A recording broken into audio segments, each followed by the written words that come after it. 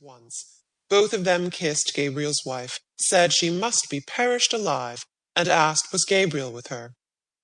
"Here I am, as right as the mail, Aunt Kate. Go on up, I'll follow," called out Gabriel from the dark. He continued scraping his feet vigorously while the three women went upstairs, laughing, to the ladies' dressing room. A light fringe of snow lay like a cape on the shoulders of his overcoat, and like toe-caps on the toes of his galoshes, and as the buttons of his overcoat slipped with a squeaking noise through the snow-stiffened frieze, a cold, fragrant air from out of doors escaped from crevices and folds. "Is it snowing again, Mr. Conroy?" asked Lily. She had preceded him into the pantry to help him off with his overcoat. Gabriel smiled at the 3 syllables she had given his surname, and glanced at her. She was a slim, growing girl, pale in complexion and with hay-coloured hair. The gas in the pantry made her look still paler. Gabriel had known her when she was a child, and used to sit on the lowest step, nursing a rag doll. "Yes, Lily," he answered, "and I think we're in for a night of it."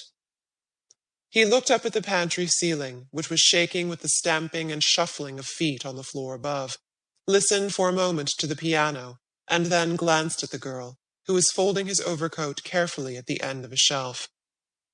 "Tell me, Lily," he said in a friendly tone, "do you still go to school?" "Oh, no, sir," she answered. "I'm done schooling this year and more." "Oh, then," said Gabriel gaily, "I suppose we'll be going to your wedding one of these fine days with your young man, eh?"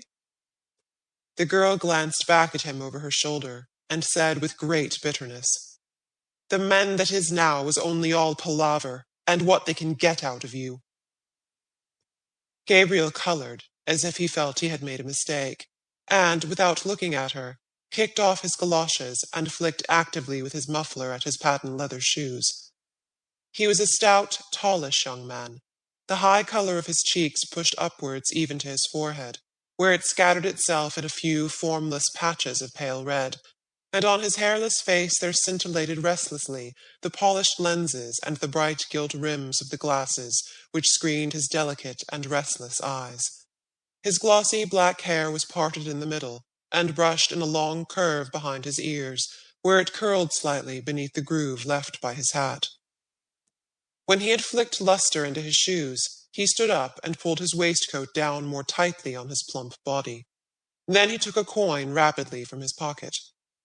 "Oh, Lily," he said, thrusting it into her hands, "it's Christmas time, isn't it? Here's a little—" He walked rapidly towards the door. "Oh, no, sir," cried the girl, following him. "Really, sir, I wouldn't take it." Christmas time, said Gabriel, almost trotting to the stairs, and waving his hand to her in deprecation. The girl, seeing that he had gained the stairs, called out after him, "Well, thank you, sir." He waited outside the drawing-room door until the waltz should finish, listening to the skirts that swept against it and the shuffling of feet. He was still discomposed by the girl's bitter and sudden retort. It had cast a gloom over him which he tried to dispel by arranging his cuffs and the bows of his tie. He then took from his waistcoat pocket a little paper, and glanced at the headings he had made for his speech. He was undecided about the lines from Robert Browning, for he feared they would be above the heads of his hearers. Some quotation that they would recognize from Shakespeare or from the melodies would be better. The indelicate clacking of the men's heels and the shuffling of their soles reminded him that their grade of culture differed from his.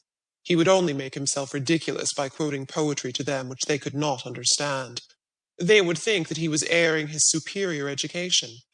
He would fail with them just as he had failed with the girl in the pantry.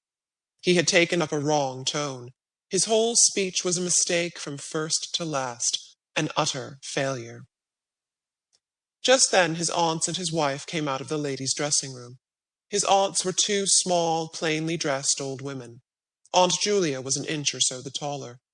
Her hair, drawn low over the tops of her ears, was grey, and grey also, with darker shadows, was her large, flaccid face. Though she was stout in build and stood erect, her slow eyes and parted lips gave her the appearance of a woman who did not know where she was, or where she